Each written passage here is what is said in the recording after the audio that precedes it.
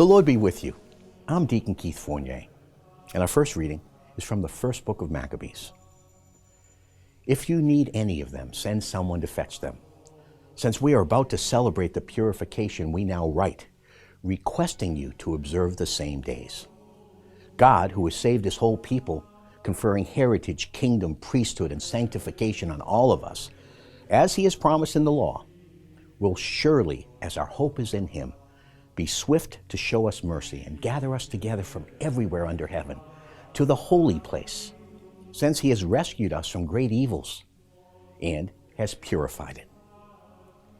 The story of Judas Maccabaeus and his brothers, the purification of the great temple, the dedication of the altar, together with the wars against Antiochus Epiphanes and his son Eupator, and the celestial manifestations that came to hearten the brave champions of Judaism, so that, few though they were, they pillaged the whole country, routed the barbarian hordes, recovered the sanctuary, renowned the whole world over, liberated the city, and reestablished the laws by then all but abolished.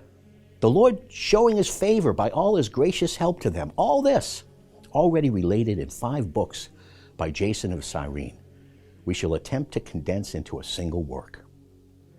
Considering the spate of figures and the difficulty encountered because of the massive material by those who wish to immerse themselves in historical records, we have aimed at providing diversion for those who merely want something to read, a saving of labor for those who enjoy committing things to memory, and profit for each and all.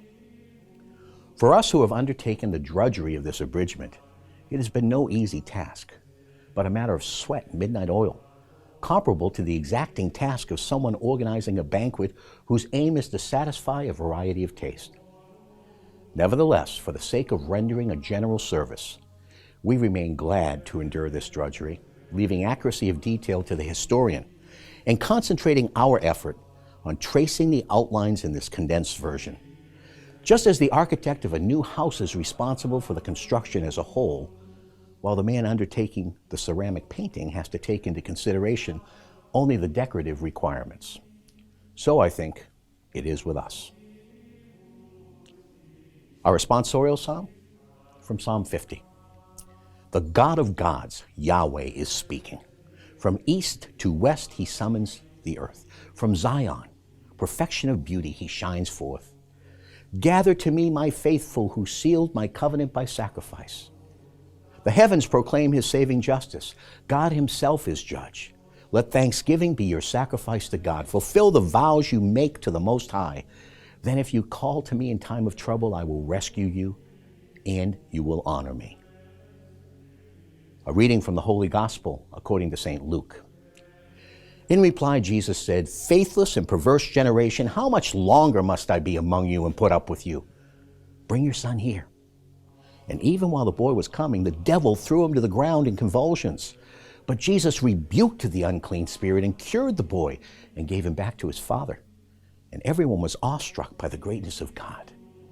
But while everyone was full of admiration for all he did, he said to his disciples, "For your part, you must have these words constantly in mind.